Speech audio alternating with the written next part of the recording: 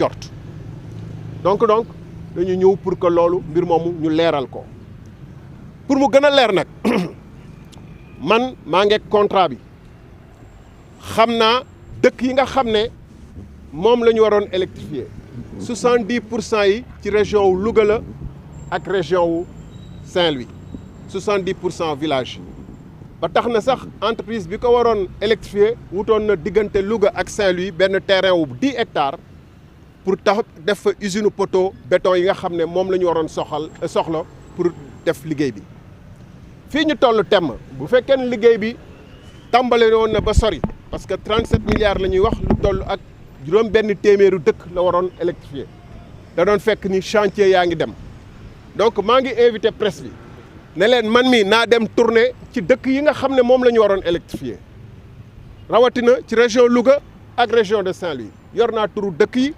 yor naa seen géolocalisation xam naa fu mu féete ci kanam tuuti ci fi lekk ay fan naa leen informer début wu tournée boobu ku mu soxal ci yéen te Sénégal ñor ko te dëgg bi tamit ñor ko maa ngi koy invité ñu ñëw ànd dem seeti fi nga xam ne nee nañu foofu la ñu waroon électrifier ci dans le cadre du périmètre muy 5 régions yi nga xam ne marché de base bi moom la concerné loolu laa amoon li may wax ci njëlbeen bi ma wax ko ci nasaraan je suis venu ce jour déposer une plainte contre X dans le cadre d'un marché d'électrification rurale qui devrait couvrir 1600 villages dans les régions de Louga, Saint-Louis, Kaffrine, Kédougou et Tamba.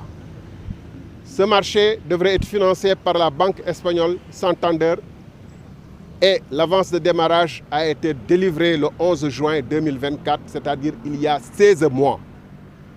En septembre 2024, il y a plus d'1 an, la banque Santander alertait les autorités sénégalaises concernées que les 37 milliards étaient sans doute en train d'être utilisés à d'autres fins que l'électrification rurale des villages dans le périmètre concerné. Ce dossier a fait l'objet de multiples rebondissements dont il n'est pas utile que je revienne ici dans les considérations techniques. Je m'en suis largement exprimé par ailleurs. Ce que je veux dire aujourd'hui, c'est que le marché est à ce jour, le financement est à ce jour suspendu, ce qui est la preuve que les preuves attendues par la banque Santander ne sont pas encore délivrées. Le marché reste suspendu. On devrait être à mi-parcours puisque le marché devrait être sur 36 mois. On a déjà couvert près d'une vingtaine de mois depuis le 11 juin, ou plus de 18 mois depuis le 11 juin 2024. Donc, il devait être à mi-parcours, on aurait dû voir au moins 700-800 villages électrifiés dans le cadre de la zone concernée. Puisqu'il est difficile aux autorités sénégalaises de prouver où est-ce que l'argent est rentré, puisque quand on soulève les questions, on fait l'objet de menaces. Je l'ai fait à l'Assemblée nationale du Sénégal et je me suis fait attaquer par plusieurs députés qui devaient défendre la République, mais qui défendent leur parti, qui m'ont dit que je risquais d'être électrocuté par ce problème. Vous avez suivi les derniers développements qui représentent une menace pour dire aux gens, vous n'avez pas le droit de soulever le couvercle sur ce problème-là. Nous le soulèverons. Non seulement nous le soulèverons le couvercle, mais je connais les villages qui sont concernés par le marché de base. J'ai la liste. 70% de ces villages se trouvent entre les régions de Louga et de Saint-Louis. À tel point d'ailleurs que l'usine de poteaux-béton qui devrait être fabriquée pour le marché, les poteaux-béton qui devraient être fabriqués pour le marché, est installée entre la région de Saint-Louis et la région de Toulouse, où devrait être installée, puisqu'un terrain de 10 hectares avait été acquis par l'entreprise AEPA Sénégal pour fabriquer ces poteaux-béton.